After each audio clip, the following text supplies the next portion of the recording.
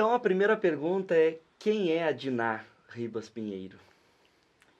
Bem, Diná Ribas Pinheiro nasceu no Rio de Janeiro, foi morar muito criança no sul de Santa Catarina, porque os pais foram mudaram para lá.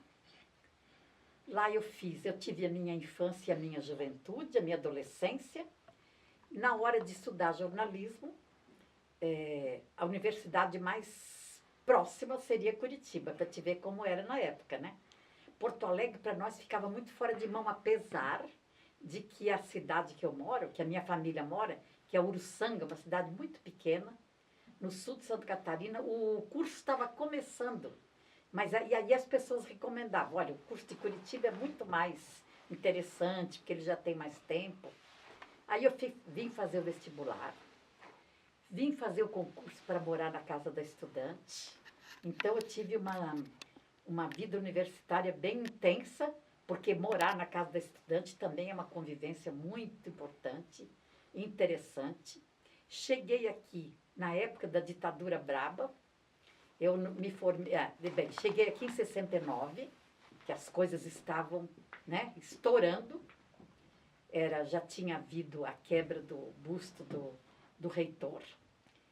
E então a gente fez no antigo prédio da universidade, aqui na General Carneiro, era ali, e era muito perto do centro, e foi muito agradável. Eu morava do lado, na casa da estudante, estudava no setor de... Pensei que era alguma coisa. Depois tu edita, né? Aham. Ah, tá. Eu morava na casa da estudante e o setor de humanos era do lado ali. Não sei se você sabe, aquele prédio do lado da Federal, né?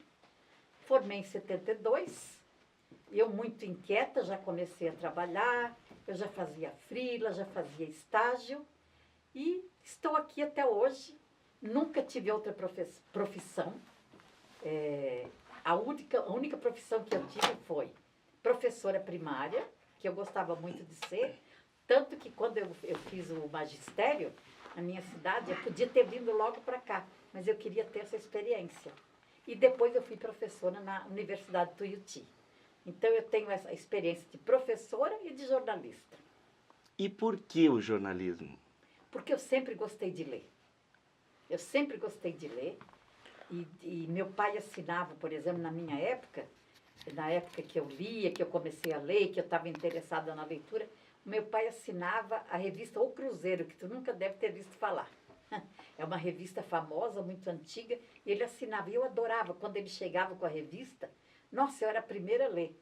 Tinha muitas reportagens boas. Eram duas revistas contemporâneas na época, Manchete e O Cruzeiro. E eu disse, nossa, um dia eu quero escrever numa revista dessa, é muito bom ler isso aqui. Gostava de ler livro e gostava de ler revista. Eu me lembro que quando eu disse para os meus pais que eu vinha fazer vestibular, que eu já tinha tido a experiência de ser professora, e o que você quer fazer? Eu disse logo, eu quero ser escritora. Mas eles disseram, não, mas não tem vestibular para ser escritora. Eu digo, então o que eu faço? Eles disseram, vai fazer jornalismo, depois você pode ser escritora. Então, o meu interesse é desde a minha adolescência, eu sempre li muito, meus pais tinham muitos livros em casa, então eu convivi com leitura desde que eu era criança. De criança eu lia os livros infantis, na adolescência eu lia a coleção das moças, porque eu era interna no Colégio São José, em Tubarão, onde eu fiz o ginasial, e no tempo era ginasial. E eu lia muito, ia muito para a biblioteca, e mais tarde eu continuei lendo muito, foi isso que me levou para o jornalismo. E tem alguém que te inspirou a fazer jornalismo e já no jornalismo, quem foram as suas inspirações? Bem, eu tenho um amigo, um amigo meu da minha geração, que já tinha vindo para cá, chama Raimundo Caruso. Ele foi um jornalista que trabalhou muito aqui na Gazeta, no estado do Paraná. E hoje ele é só escritor e mora em Florianópolis. E eu era bem amiga dele, e ele dizia, vamos, por que você não está vindo ainda para cá? Eu dizia para ele, não, eu quero experimentar o magistério, eu quero dar aula, eu quero ter essa experiência. O que eu adorei o curso de jornalismo, desculpe, eu adorei fazer magistério, porque eu gostava muito de lidar com crianças, com pessoas, com adolescentes. E tanto dei aula para criança como para adolescente. Isso foi que me inspirou. E ele me apresentava os amigos dele, ele é da mesma cidade que eu, ele é de Uruçanga, Santa Catarina, e ele me apresentou amigos dele que iam para lá passar as férias. Foi nisso aí que eu me inspirei, na experiência deles. E como é que foi o seu início no jornalismo? Você consegue resumir para a gente o seu passo a passo no jornalismo? Consigo. Quando eu ainda era estudante de jornalismo, lá para o 2º ano, eu fui fazer um estágio na Folha de Londrina. O editor era Luiz Geraldo Maza, que faleceu há 2 anos, um grande jornalista, e ele me ajudou muito. Eu tive 2 grandes mestres no jornalismo aqui em Curitiba. O Valmor Marcelino, que quando eu estava fazendo estágio na Folha de Londrina, ele me convidou para escrever como freelancer na revista Panorama. A revista Panorama, ele estava editando a revista, ele viu uns trabalhos que eu fazia lá na Folha de Londrina e perguntou se eu não gostaria de fazer os trabalhos lá. Eu disse que sim. Então, os 2, tanto o Luiz Geraldo Maza quanto o Valmor Marcelino, que são da mesma geração, foram os 2 que foram meus mestres aqui. Então, comecei na Folha de Londrina, fiz matérias na revista Panorama e depois eu fui convidada pelo Haroldo Murat, que também já nos deixou, porque aí fiz outro estágio no Diário do Paraná e eu já estava formada. Esses outros 2 que eu estou falando, eu ainda era estudante. Quando eu me formei, eu fui para o Diário do Paraná e um dos editores era o Haroldo Murat. Um jornalista brilhante, ele tem uma coleção de livros sobre personagens do Paraná que vale a pena conhecer. Bem, aí eu estava lá do Diário do Paraná e ele era editor de um jornal semanal chamado Voz do Paraná. Era um jornal católico, da Igreja Católica, mas era um jornal muito livre, que a gente estava em plena ditadura, mas era um jornal que dava muita liberdade para se escrever. Destinar, vamos para lá, deixa aqui o seu estágio, porque aqui você não tem muito futuro aqui. O Diário do Paraná estava numa política assim. Os jornalistas que eles gostavam, que eram bons, eles aproveitavam os 5, 6 meses e despediam porque eles estavam numa contenção de despesa. Antes que eles te mandem embora, vamos trabalhar comigo. Eu me lembro que quando eu fui me despedir, que eu fui sair do Diário do Paraná, as pessoas me perguntavam por quê. Eu digo, não, eu acho que eu vou ter mais permanência na Voz do Paraná. Não foi nem porque ninguém me mandou, não. E aí eu fui para a Voz do Paraná e adorei. Era um jornal semanal. Ele deve ter, em todas as bibliotecas deve ter a coleção dele. Eu me lembro que eu fiz algumas matérias lá que foram muito importantes para mim. Eu me lembro que teve uma greve do Porto de Paranaguá, que ninguém podia falar nada, porque o porto era do governo, e tudo que era do governo nessa época não se falava. Mas a Voz do Paraná pôde publicar. Então eu me lembro que essa matéria me deu muita alegria, porque o Haroldo disse, olha, Dina, você vai nos fazer vender muitos exemplares, porque é o único jornal que pôde publicar essa matéria sobre o Porto. Bem, depois ele mesmo, Haroldo Murat, ele foi um grande padrinho, um grande amigo. Ele era conselheiro da Fundação Cultural de Curitiba e muito amigo do Aramis Milache, que foi outro grande jornalista com quem aprendi muito. O Aramis estava desesperado, era diretor da Fundação Cultural, disse, olha, o meu assessor de imprensa me deixou, foi embora para São Paulo, eu estou desesperado, tem show nesse fim de semana no Paiol, e pediu para o Haroldo, me arranja alguém, pelo amor de Deus. O Haroldo disse, você quer ir para lá? Se você for para lá, você vai gostar tanto que aí você vai ter que sair daqui. Eu digo, no começo eu gostaria de manter os 2, podia ficar de manhã lá e de tarde aqui. Ele disse, você vai acabar optando por lá, porque vai ser muito pesado. E realmente eu fiquei 1 mês nos 2 e achei muito cansativo mesmo e só fiquei lá. Então, a Fundação Cultural é um órgão da prefeitura que já fez 50 anos de vida. né, um órgão da prefeitura que cuida da área da cultura. Ela se divide em várias áreas, todas as áreas da cultura estão ali. Tem literatura, tem música, tem teatro, tem memória. E aí o Aramis disse, eu cheguei lá me apresentar, nunca vou me esquecer disso.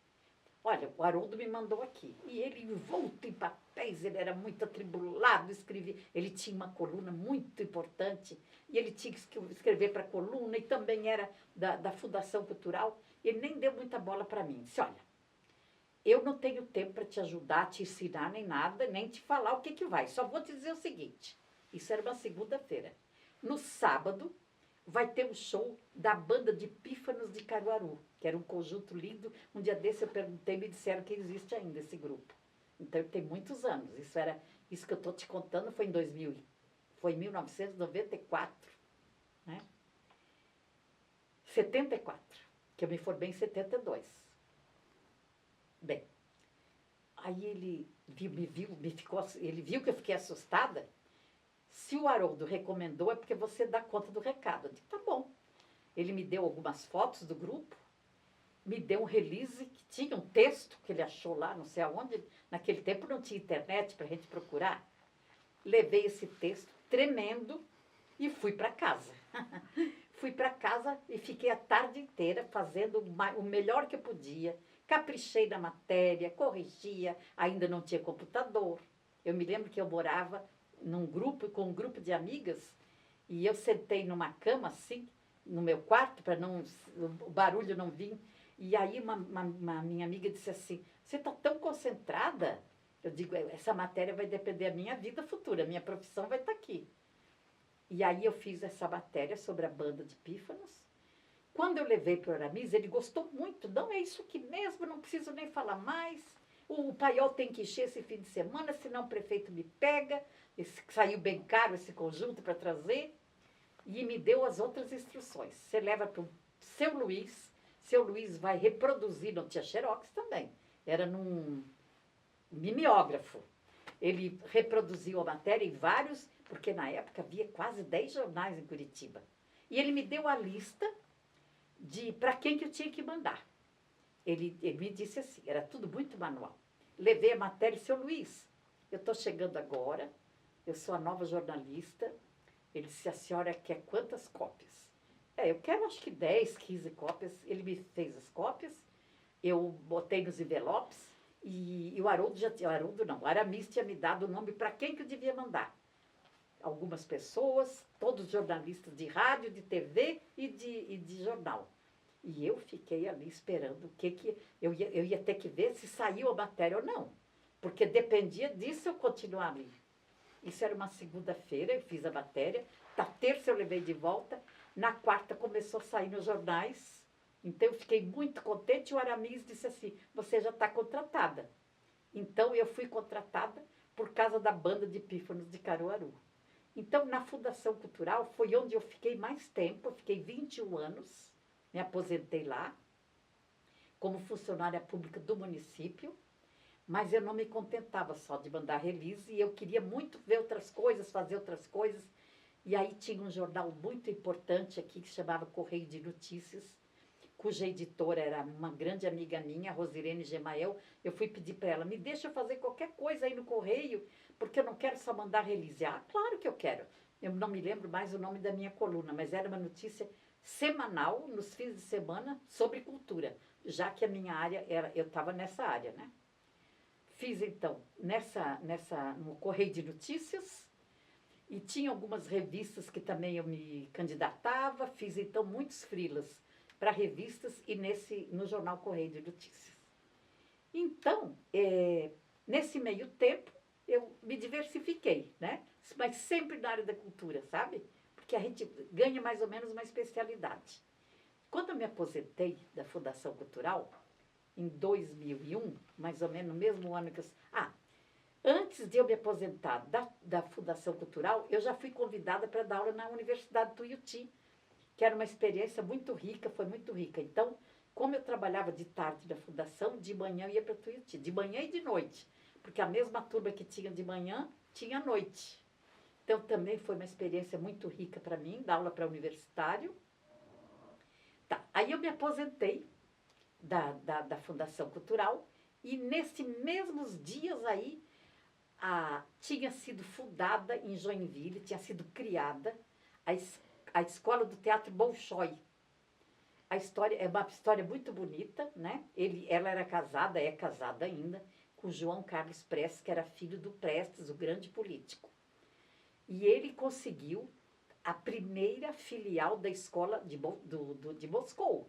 Ele conseguiu, tem até uma particularidade bem interessante, que só vou te contar, mas não conto o santo, né? O milagre, mas não conto o santo.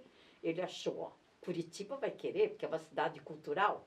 Não vou te dizer quem foi o prefeito, que não quis. Ele trouxe e disse, olha, eu estou com todas as possibilidades. Podemos fundar essa escola a hora que você quiser. Eu estou com a autorização do Bolshoi de Moscou. O prefeito não se interessou.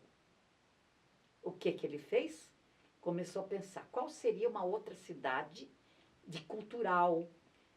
De repente, correu a história de que o prefeito aqui não tinha aceitado. O prefeito de Joinville, na época, era um cara muito da cultura. Também era prefeito nessa época, ele já foi senador, Luiz Henrique da Silveira, agora me lembrei. E ele, quando soube disso, ele era muito articulado, conhecia muita gente em Brasília. Olha, a escola, dentro daquele ano, foi fundada e criada, instalada em Joinville. E está até hoje, ela está fazendo 30 anos. E essa moça diretora, que não é mais, já passou para outras mãos, a Jobrasca Negrão, me convidou para eu instalar assessoria, primeiro divulgar essa escola que ainda não estava funcionando, era dizer como ia ser, para divulgar para os alunos irem, porque vinha gente do Brasil inteiro fazer concurso para ir entrar lá. Era um concurso muito difícil. Passavam por uma seleção. Tá. Eu peguei esse tempo, pré-abertura da Escola Bolshoi, Escola do Teatro Bolshoi. Depois que foi inaugurada, eu continuei lá. E foi bem interessante, mas só que quando ela pediu para eu ficar lá, a escola começou a crescer. Muito aluno, muita atividade. Ela pediu para eu morar lá. E aí foi aí que eu não quis morar lá. Eu digo, olha, isso aí eu vou ter que abrir mão. Não, fica aqui, o Joinville é uma cidade boa para morar. Eu digo, não, eu escolhi Curitiba para morar e não vou querer. Tá, me despedi com muita pena, mas aí eu fiz uma coisa bem legal que eu me orgulho muito. Eu disse, eu posso escolher, dentre várias alunas que passaram por mim, a gente pode fazer até um teste com vários alunos. Aí ela disse, então vamos fazer um exame de seleção aberto para outros alunos de outras escolas. E eu fiz parte da banca que escolhia quem que ia me substituir. E eu sei que passou por muitos alunos meus passaram lá, e outros também de outras faculdades. Eu era da Tuiuti, né? E tinha outras escolas já em Curitiba. Felizmente, a minha aluna tirou o primeiro lugar e está até hoje. O nome dela é Albenise Balen, é minha grande amiga, e eu fiquei muito contente de sair, mas deixar a assessoria que eu tinha criado nas mãos de uma pessoa tão boa jornalista, que até hoje ela está lá. Ela mora lá, ela casou, o marido foi para lá também, ela fez a vida dela lá. Eu estou no Bolshoi, né? Tá. Aí eu deixei o Bolshoi, já estava aposentada, digo, ai que bom, a minha vida vai estar tranquila, vou fazer os cursos que eu quero, passear. De repente, eu recebo um telefonema de um advogado, eu vou começar isso aí. Bem, nisso eu não estava mais no Bolshoi e estava super tranquila, só dando aula na Tuiuti. Então, para mim, era só de manhã, só 2 vezes por semana. E eu comecei a fazer coisas que eu gosto, ir no cinema de tarde, tudo que eu gostaria. E estava muito feliz da minha vida e pela primeira vez eu estava sentindo que era férias, que sempre, tu vê que esse tempo todo eu estava sempre trabalhando.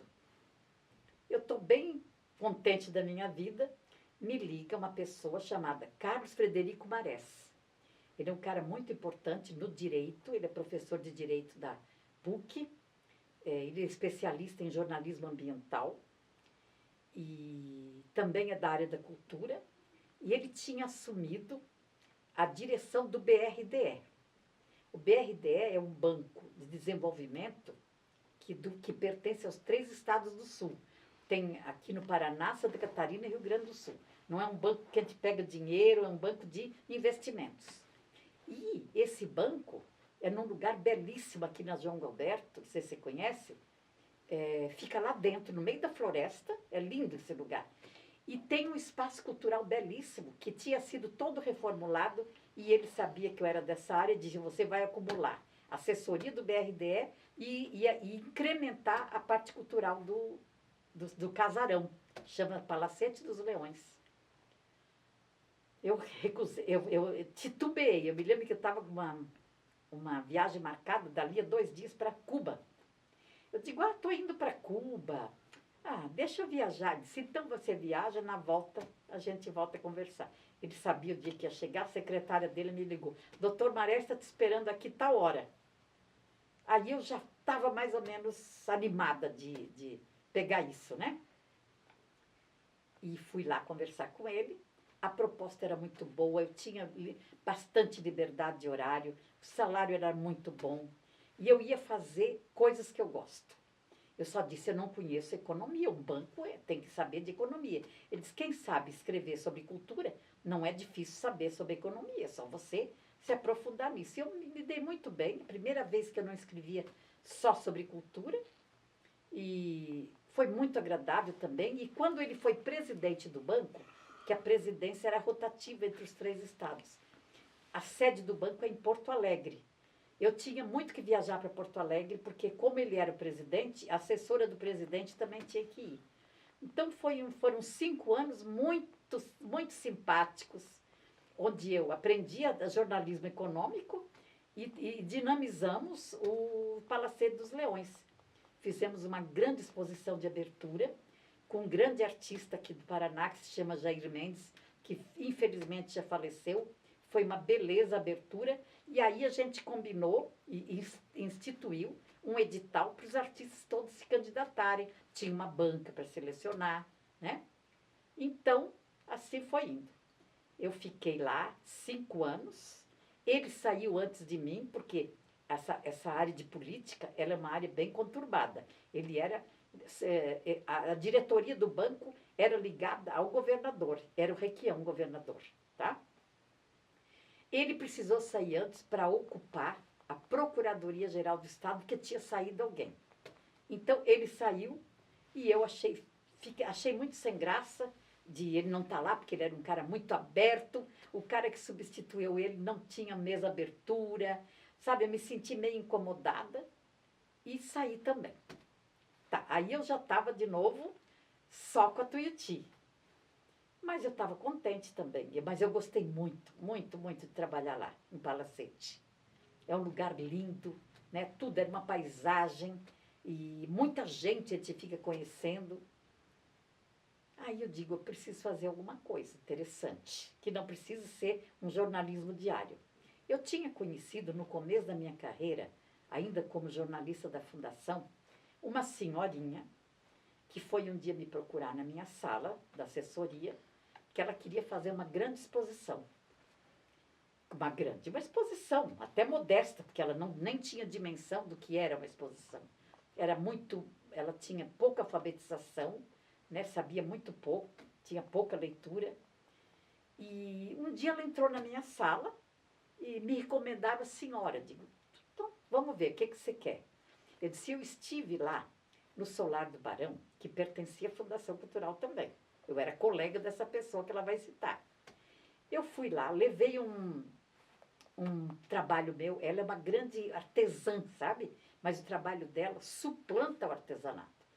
Tanto é que ela tem obras dela em vários museus do país e até do exterior. Ela, agora, né, depois de muito tempo, naquela época ela estava começando a carreira, queria fazer sua carreira artística. Com muito modestamente, só queria alguém que desse uma oportunidade. E ela foi nesse lugar que eu te falei, no Solar do Barão, e a pessoa que era responsável pela sala de exposições de arte popular disse, não prestou muita atenção, não deu muita bola para ela, e disse assim, vai pintar santo. Isso não é bom. Aí ela perdeu completamente o entusiasmo que ela tinha, que ela queria ter. E foi subindo. Se você localizar, o Solar do Barão fica numa baixada e a Praça Garibaldi numa subida. Ela veio subindo sem destino. Quando ela chegou perto da sede da fundação, que antigamente era lá, ali era um palacete Wolf, fica em frente à Igreja do Rosário, na Praça Garibaldi. Quando ela estava passando por ali, ela conta que uma pessoa que estava vindo atrás dela perguntou: a senhora está se sentindo mal? Não. É que eu estou vendo a senhora tão triste, tão desanimada. Aconteceu alguma coisa? Ela disse: aconteceu. Eu fui tentar minha carreira de artista, mas já fui desestimulada. Eu disse: não, a gente não deve abrir mão da carreira da gente assim, na primeira. Mas eu não sei mais para quem que eu vou, porque essa era uma pessoa que é responsável por esse setor. Ele disse assim: eu conheço muito uma pessoa que trabalha aí, ela é jornalista, é assessora de imprensa. A senhora, ela não pergunta nem o nome da pessoa, até hoje eu não sei quem é. Você vai lá, ela se chama Diná, a senhora procura por ela, que se ela não souber como fazer para te ajudar, ela sabe quem faz, que ela está nessa área há muito tempo. Subiu aquela senhorinha a escada, eu me lembro como se fosse hoje. Sentou na minha frente e disse assim: eu tenho medo que a senhora diga a mesma coisa que a outra sua colega disse. E me mostrou o trabalho, lindíssimo, originalíssimo. Aí eu disse para ela: não, é bonito seu trabalho. É porque eu vim de lá e contou toda a história. Eu disse: vamos resolver isso aí. Eu liguei para a pessoa, ela escutou, mas eu saí de perto para não dar, assim, não ficar uma coisa chata de eu estar reprimindo, não é reprimindo, nem é isso, contestando uma colega. Disse muito delicadamente, eu disse: olha, fulana, eu acho que tu devia estar distraída nessa hora, mas o trabalho dela é belíssimo, um trabalho original, que ela pode crescer muito como artista. Aí ela ficou meio envergonhada, essa pessoa. De certo eu não prestei atenção. Manda ela de volta aqui. Então, ela desceu, foi falar. 10 minutos depois, já tinha marcado a exposição. Então, eu fui responsável pela carreira dessa senhorinha, que hoje é uma mulher conhecidíssima no Brasil inteiro. Participou, porque ela agora está... Ela está numa cama de asilo, não pode andar mais, mas era uma mulher muito inteligente. Além de fazer trabalhos com material reciclado, que era o sonho dela, ela dizia que não se devia, naquele tempo que não se falava em ecologia, ela dizia que ela era uma salvadora do planeta, porque ninguém devia jogar nada fora. Então, ela foi... a primeira exposição dela foi um sucesso. Depois, em seguida, a FIEP convidou, ela fez uma exposição linda também. A Nutrimental tinha um setor de exposição, ela também fez uma lá. E a carreira dela foi indo de vento em popa. Bem, isso, ela foi indo, a minha vida foi indo também. Quando eu queria comprar um presente para alguém, eu sempre ia lá comprar com ela. E a gente ficou muito amiga esse tempo todo, mas nos víamos pouco. Quando abriu o Palacete dos Leões, eu chamei ela para fazer uma exposição lá. Tá, nesse meio tempo, ela estava trazendo as obras, ia trazendo uma, trazendo outra, até que um dia ela chegou lá e disse: trouxe mais alguma obra para a exposição? Não, hoje eu fui conversar outra coisa com você. Eu recebi uma carta do Ministério da Cultura, era o Gilberto Gil na época, me convidando para receber um prêmio muito grande, pelo que me disseram. Chama-se Medalha do Mérito Cultural, é uma comenda, ela se acha comendadora, ela sempre diz: eu sou comendadora. É um prêmio para a cultura, é um dos maiores prêmios que alguém pode ganhar, porque é do Ministério, né? E reconhece artistas famosos, grandes escritores, autores de novela, e atrizes, e gente de todos os gabaritos da cultura. E ela, uma artista popular, semi-alfabetizada, também tinha sido convidada. O nome dela é? Efigênia Ramos Rolim. Que é o seu livro. É o meu livro. Então, começa aí uma outra carreira, né? Eu já estava sem a Tuiuti, já tinha me aposentado lá, saí da fundação, saí do Bolshoi. O que eu estou contando a história, eu ainda estava na fundação. Estou contando como que eu cheguei nela no livro. Já fazia uns 30 anos que eu a conhecia, Quando ela foi lá, então, me procurar, neste dia, dizendo, olha, hoje eu só quero tratar de um assunto, eu estou muito nervosa, eu recebi um convite para ganhar que eu vou ganhar uma comenda, é um prêmio muito importante, já me disseram, mas eu não posso ir sozinha, você pode ir comigo? Claro, eu vou contigo. E eu fiquei surpresa quando eu cheguei lá no Rio de Janeiro, a gente ficou no hotel super chique lá em Copacabana, e ela usava na época, agora não, porque ela está na cama, roupas feitas por ela. Ela era uma estilista maravilhosa também. Muitos grupos de teatro aqui compravam roupas feitas por ela, que eram muito originais. Aí eu disse, vamos sim. Fomos, e ela foi muito paparicada lá. Muito. Todo mundo queria tirar foto com ela. Ela me surpreendeu porque ela tinha crescido tanto nesse meio tempo que eu disse, gente, ela não é aquela senhorinha que eu conhecia 30 anos atrás. E no avião, na volta, eu me lembro que eu perguntei, você gostaria de ter um livro? Me veio a intuição. Você gostaria de ter um livro publicado sobre você? Esse é o maior sonho da minha vida. Ela já tinha vários documentários, já tinha tido outras pessoas que fizeram documentário. Eu, então, entrei com um projeto na lei de incentivo, fomos premiados, fomos selecionados e escrevi sobre ela. O livro é muito bonito, é bem interessante. Demorei 2 anos e meio, mais ou menos, foi rápido, porque é um livro com a intensidade da vida dela, podia demorar mais. Foi publicado o livro, e depois do livro, então, ela desandou, né, de fama. Tá, aí tudo bem, ela ficou famosa, e eu viajei muito com ela, porque todo o convite que ela tinha para participar de algum congresso, de algum festival de cultura popular, eu sempre ia com ela. Tudo isso era muito rico para mim, né, de acompanhá-la. Bem, eu estava nessa, e nessa, como diz o espanhol, quando um grande amigo meu, que é esse que eu falei agora do Teatro de Bonecos Dadá, que vai fazer 90 anos amanhã, disse assim, você já escreveu o livro da Efigênia? Ah, pera, aí o livro saiu, como eu estou dizendo. Quando ele viu o livro, disse, olha, o próximo livro que você vai escrever é sobre nós, sobre um grupo de teatro de bonecos. A esposa dele faleceu em 2013, ele disse, agora está na hora, antes que essa memória se perca. Então, eu comecei a escrever o livro dele 5 anos depois do livro da Efigênia. E foi uma experiência muito dura, porque a vida dele era muito mais intensa. Ele foi exilado, deixou o filho por aqui, depois a sogra foi levar. Além de ele ser um grande artista de marionete, ele era um ativista político da época da ditadura.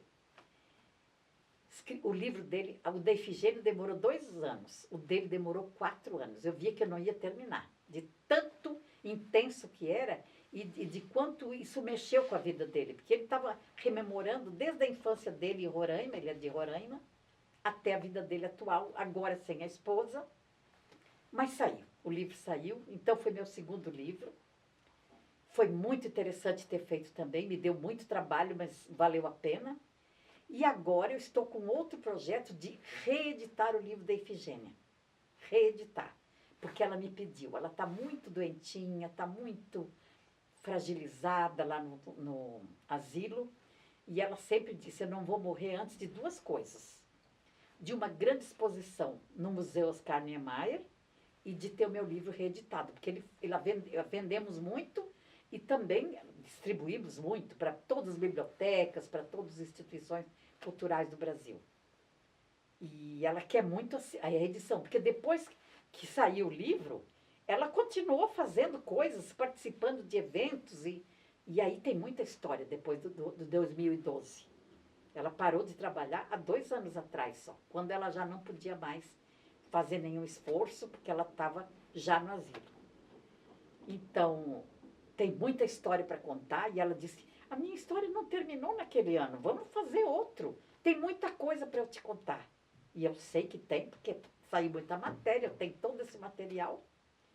Então, esses meus 2 livros, agora estou em vias de passar num edital para reedição, que vai ser um trabalho muito agradável, porque eu vou melhorar algumas coisas do primeiro e vamos atualizar. E para minha grande alegria, eu estou fazendo atualmente, que eu acho que foi, assim, acho que a redenção de quem está aposentado, fazer uma coluna de cultura num blog. Existe um blog em Curitiba chamado Mural do Paraná. O editor chama-se... Daqui a pouco eu lembro. André Nunes. E essa história é muito curiosa e bonita. Esse blog pertencia ao meu primeiro chefe, que era o Haroldo Murat, para que me convidou para trabalhar com ele na Voz do Paraná e que me indicou para trabalhar na Fundação Cultural. E o blog dele era um blog político, ele era um cara muito articulado. Então ele sabia de tudo, uma coluna assim que ninguém perdia. Mural do Paraná.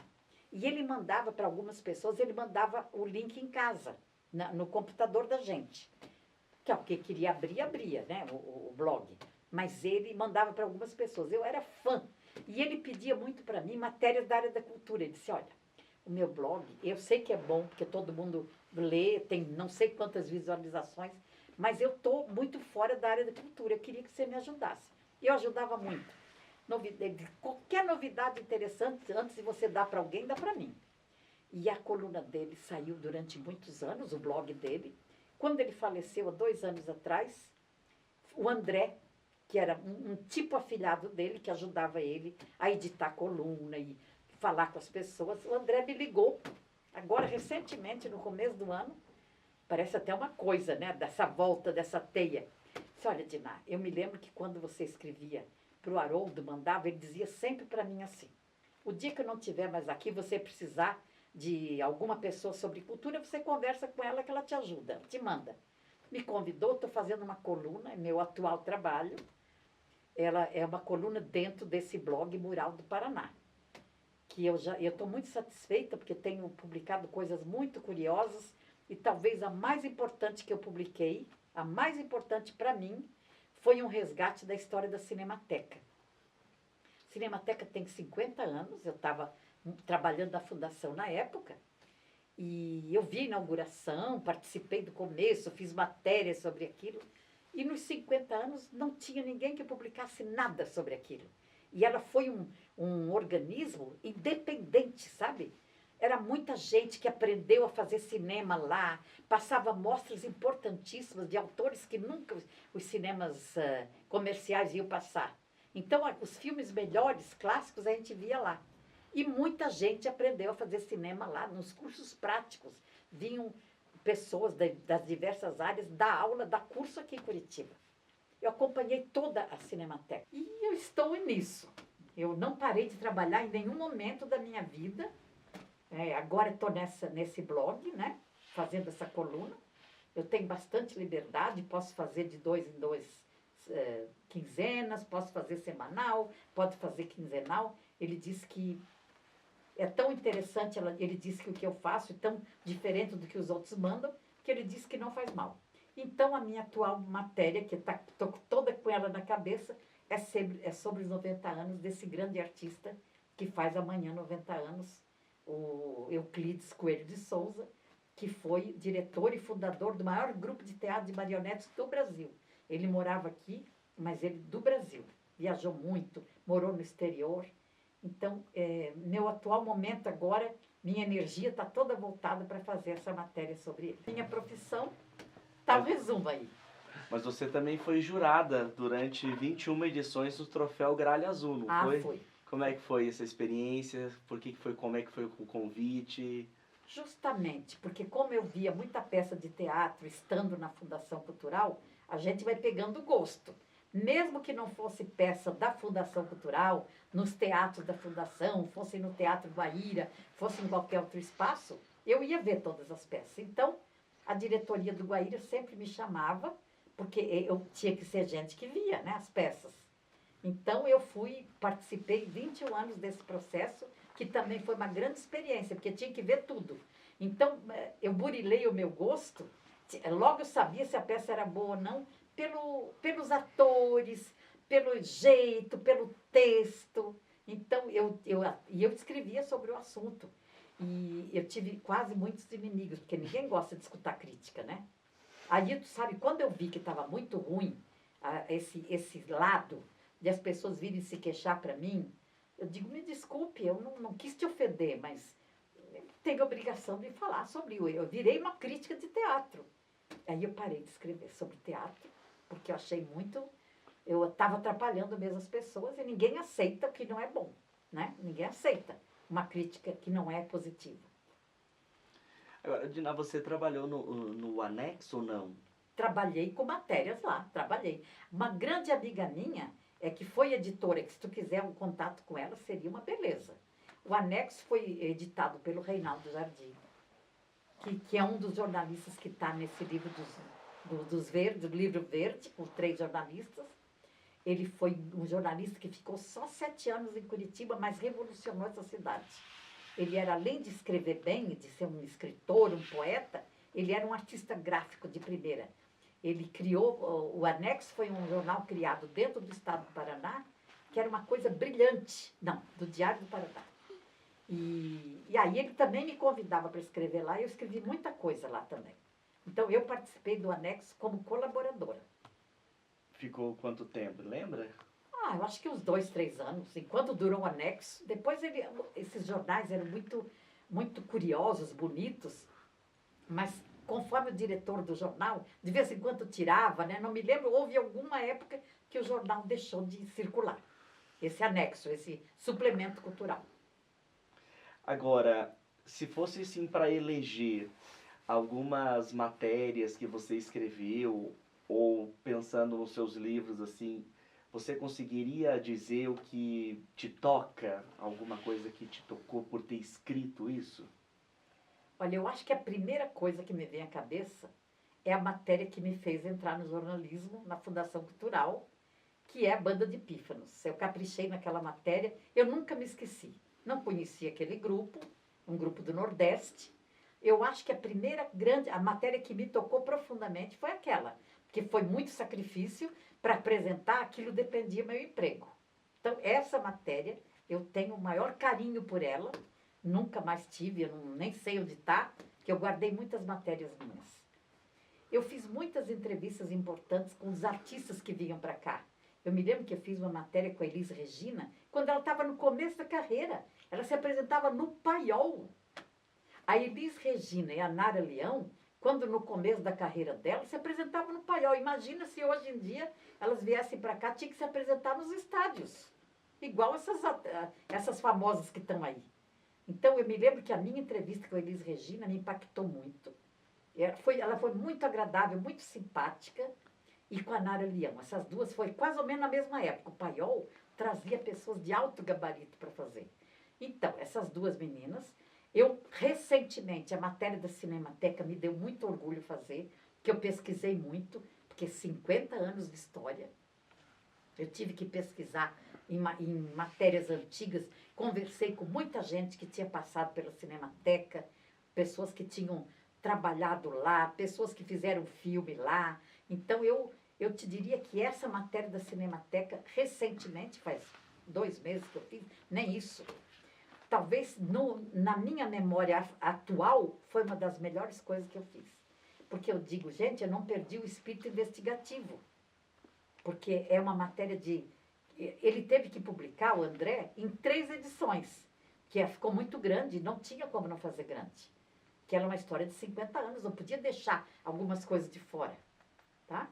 Então, você vê, eu tenho a matéria lá do começo, foi quando eu entrei no jornalismo, tem mais ou menos no meio a Nara Leão e a Elis Regina, e tem agora, recentemente, a matéria da Cinemateca. Eu diria que, no frigir dos ovos, essas matérias que me dão muita alegria ter feito. Além dos livros. Bem, os livros são uma matéria grande, né? São jornalismo. Porque eu acho que jornalista escreve mais... As pessoas me dizem que os livros escritos por jornalista, eles são mais agradáveis.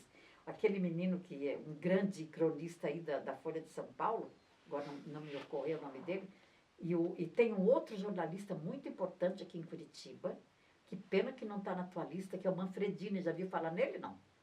Que pena, tem gente aí... Nossa, Manfredini foi um grande jornalista, está por aqui, está vivo, e também escreveu muito, que tem muito jornalista que divagou agora, veio para a literatura. Ele só escreve livros.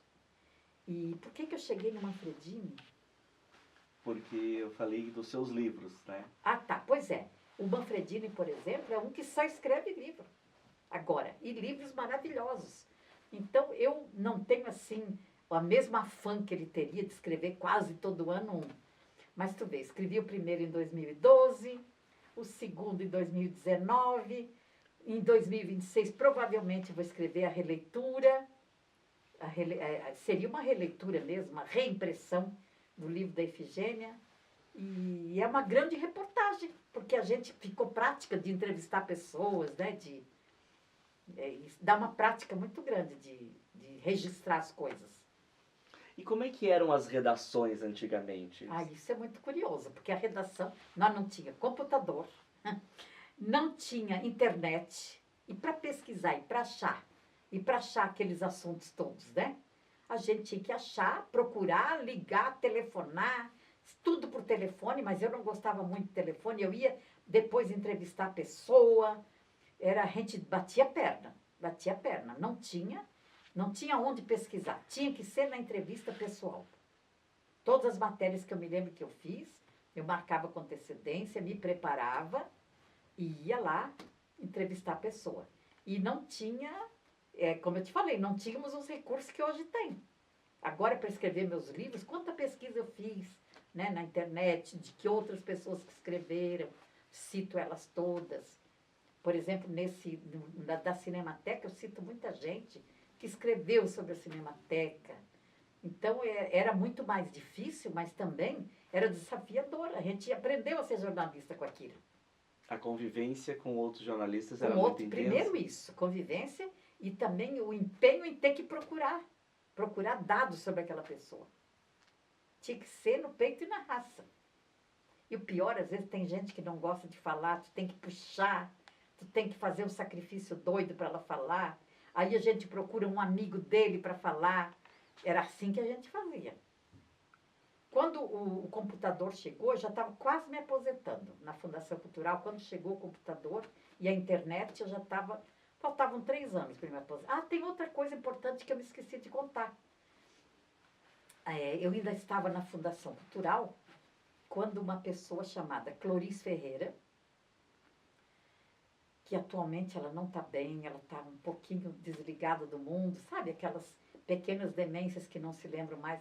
Mas ela foi uma pessoa muito ativa e ela fez 8 edições do Festival de Cinema de Curitiba. Um festival importantíssimo.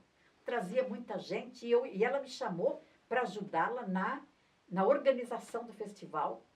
E eu trabalhava junto com ela. A gente sempre chamava, eu chamava, ela dizia, não, jornalismo vai te prender muito para você fazer assessoria de imprensa. A gente selecionava junto a assessoria de imprensa e eu ficava com ela para a gente ajudar a escolher uma espécie de curadoria, escolher quem que vinha, sabe?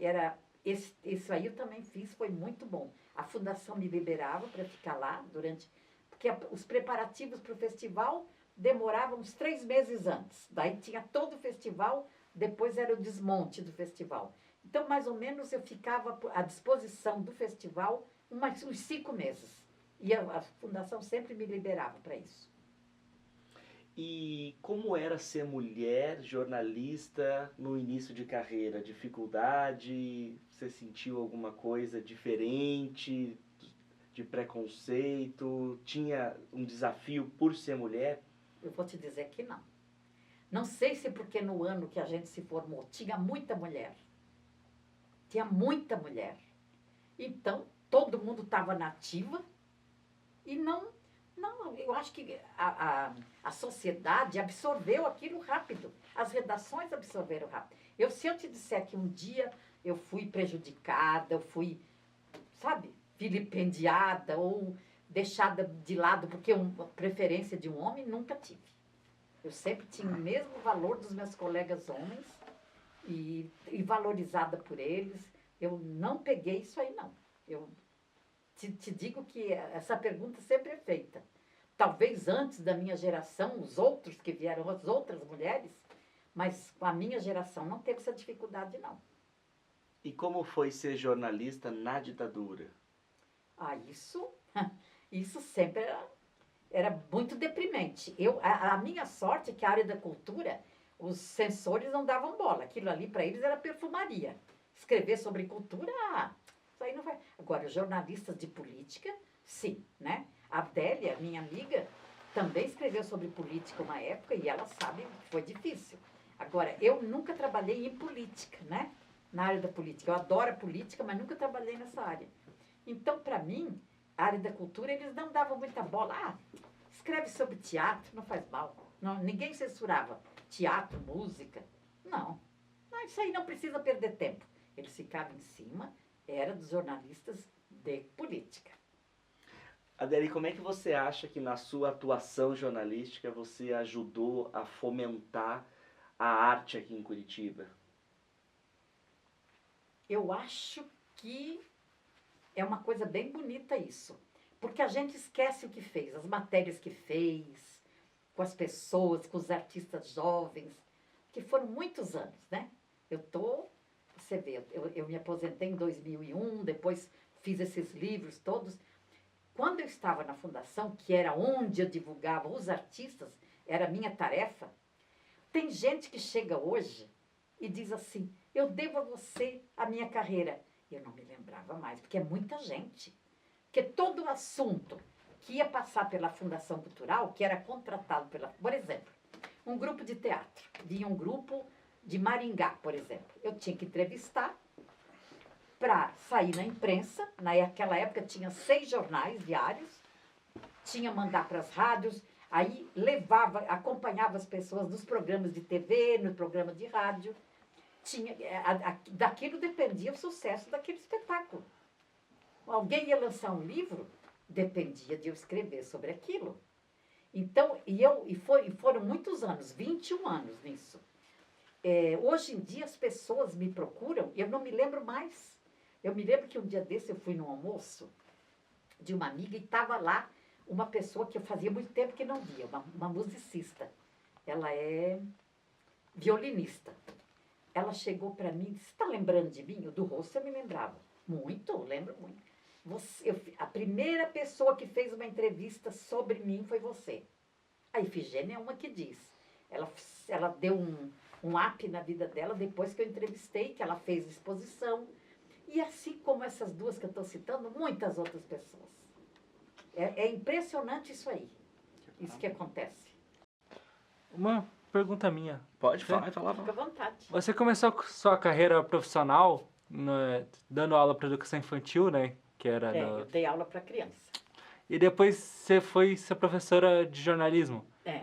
Como que... Eu queria que você contasse um pouco mais da sua carreira como professora, como que veio o convite para trabalhar com a academia, Tá. E como que foi... E contar um pouco da sua experiência ensinando. Como professora. Como professora de jornalismo. Eu sempre quis ser professora. Quando eu morava na minha cidade, no interior, todo mundo era professor lá, porque não tinha outra carreira lá, né? Eu tinha as ambições por causa que eu lia muito e queria... E aquela revista que meu pai assinava me chamava para isso. Mas quando eu me formei, eu sosseguei. Sabe quando a gente acalma a alma e vai ser professora? Eu não pensava mais. E com os alunos da Tuiuti, que eu dei aula para universitários, né? Eu recebi um telefonema de uma diretora da Tuiuti na época, que nem tão mais, mudou tudo lá, né? Claro, com o tempo. Olha, quem me recomendou a senhora foi a Lúcia Camargo, que tinha sido minha chefe na fundação. Ela disse que eu falasse com você. A Tuiuti estava abrindo o curso de jornalismo. Tinha outros cursos. Medicina não tinha e não tem ainda. Mas tinha... Os primeiros cursos foram psicologia, odontologia, 3 cursos ela tinha. E depois foram abrindo outros, tem todas as engenharias, tem tudo, só não tem medicina ainda. Mas o curso de comunicação abriu e essa professora, que era a professora Lúcia Camargo, recomendou que eu falasse com a senhora. Isso era mais ou menos assim, como se fosse agora, e era no dia seguinte eu tinha que me apresentar, porque estava precisando já. Aí eu disse, não, antes eu quero conversar com a coordenadora, não vou chegar assim. Aí, então tá bom, só vem conversar com a coordenação amanhã, me apresentei, e ela disse, olha, nós estamos começando o primeiro ano agora, nós não temos nem programação, não tem nada aqui, você tem que formar tudo. Tá bom. Os primeiros dias eu não ia procurar como fazer aquilo, né? Como que programa que eu ia dar naquele ano. Eu fui com os alunos e começamos a falar sobre a imprensa local. Quais são as oportunidades para jornalista aqui? Eles estavam chegando de primeiro ano, eu também, né? Então, foi assim, foi quando abri o curso e eles precisavam de professor. Não tinha nem concurso, eles precisavam de gente. Né? Precisavam de gente. E eu gostei bastante, tanto que eu fiquei 11 anos lá. Quando eu saí da fundação, definitivo, que me aposentei também da Tuiuti. Aí eu queria ficar livre definitivamente e só estava com o BRDR, para não ficar muita coisa, muito congestionamento. Mas foi por isso, quando ela abriu, convidou algumas pessoas, depois, a partir daquilo, teve seleção, teve tudo, mas eu gostei muito também. Porque a gente tem muita troca, né? Os alunos ensinam muita gente também. E eu trazia muita coisa prática, porque a minha matéria era assessoria de imprensa. Eu comecei como assessoria de imprensa. Então, eles iam divulgar, por exemplo, um artista que chegava. Quando tinha algum festival de cinema, todos estavam liberados para ir, para escrever depois sobre aquilo. Ou mesmo ainda um festival. Houve um ano que, o primeiro festival de cinema que eu te falei que eu trabalhei, eu precisava convidar pessoas jovens, a Cloris me pediu, para ser receptivo. Era receber os artistas. Eu selecionei com os alunos de lá, que eles adoraram, né? Então, eu levava todos os alunos também para a vida da sociedade. O que estava acontecendo, eles participavam. Se vinha alguma coisa importante para Curitiba, eles tinham que assistir, tinham que ver e me falar sobre aquilo e escrever sobre aquilo. Então, eu acho que a minha vida foi meio circulando entre o magistério, a vida diária do jornalismo, a assessoria de imprensa. Não havia muita divisão, era tudo muito mesclado. Eu levava eles à minha assessoria de imprensa para eles conhecerem como que era. Então, a gente transeteava pelas três áreas. E o que te motiva ainda a fazer jornalismo? O que sempre motivou é estar informando as pessoas. Por exemplo, os assuntos que eu escrevi neste blog, por exemplo, foram assuntos que eu vi que não tinham sido divulgados. A primeira matéria que eu fiz para o blog, minha primeira coluna, eu tinha acabado de ver alguns filmes que estavam ganhando prêmio no exterior. Muito prêmio ganhando, era o primeiro foi aquele, né? Ainda Estou Aqui, e foram vindo outros, e tinha um filme sobre que não tinha prêmio, mas que estava bombando nas bilheterias, sobre o Ney Matogrosso, sobre a Rita Lee. Eu tinha visto todos esses filmes e não via nada, ninguém escrevendo sobre esse valor do cinema brasileiro naquele momento, que ainda está. Tu vê que esse filme aí do Wagner Moura ganhou prêmio em Berlim, acabou de ganhar prêmio. E eles não param de ganhar nos festivais. Então, quando o André me convidou, eu disse para ele, primeiro material vai ser sobre esses filmes premiados. Eu caprichei muito e entrevistei pessoas que tinham assistido os filmes. E o que me interessa é justamente quando eu vejo que a coisa não é divulgada e que eu posso fazer esse papel. A segunda matéria foi sobre um cineasta índio, que um amigo meu, que é jornalista do Rio de Janeiro, tinha feito a matéria dele, mas não sei por que a matéria não saiu no blog dele. E eu disse, eu vou publicar no meu. Então, eu dei o espaço para ele. Depois eu fiz essa da Cinemateca, que foi bem demorada. E agora eu estou fazendo essa sobre o Teatro de Bonecos Dadá, né? Tem uma grande artista plástica que está com uma exposição aí, ela está com 80 anos, essa artista. Chama Teca Sandrilha, já estou alinhavada com ela para fazer a matéria. Então, são coisas que eu vejo assim. Ninguém está escrevendo sobre isso, porque também não tem muito onde escrever. E eu gosto de divulgar aquilo que ainda não foi conhecido. O que, da sua opinião, o jornalista precisa ter para ele ser um bom jornalista? Curiosidade. O cara que não tem curiosidade, não vai. Tu pode escrever bem, tu pode falar bem, mas se tu não tem curiosidade por aquele assunto, não sai. Porque a curiosidade é que te move a procurar, a pesquisar, a perguntar, sabe? Aí que sai uma boa matéria. É porque tem muito muita informação. E só uma pessoa curiosa vai atrás da informação. Senão ela faz uma coisa sem alma, sabe? Eu acho que a matéria jornalística, ela tem que ter alma para convencer o leitor. Ela tem que ter bastante informação, várias pessoas falando sobre aquilo, não entrevistar só um de um lado, tem que entrevistar vários lados, sabe? Então, várias pessoas de várias correntes. É isso que me move, é a curiosidade. Eu acho que é melhor do que escrever.